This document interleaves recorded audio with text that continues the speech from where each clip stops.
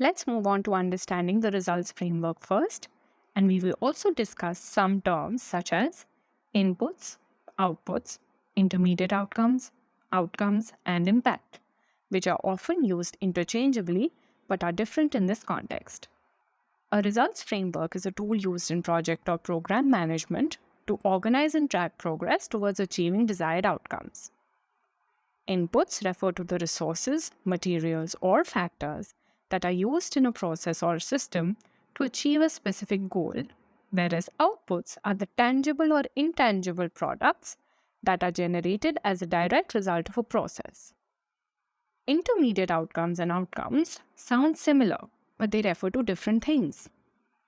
Intermediate outcomes are the short-term results that occur as a result of an intervention but are not necessarily the final desired outcomes. They often serve as progress markers towards achieving the ultimate outcomes. On the other hand, outcomes refer to the long-term results that are achieved through an intervention. Lastly, impact refers to the broader and long-term effect achieved as a result of an intervention.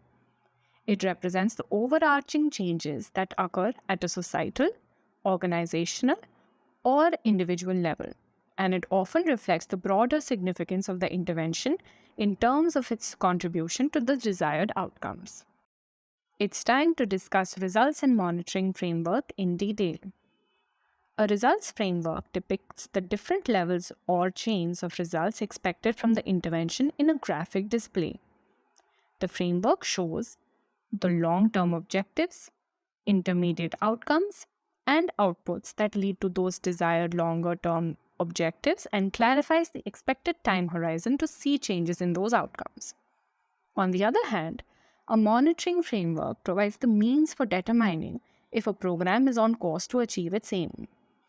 Development programs are based on an underlying theory of how proposed actions will achieve the intended results.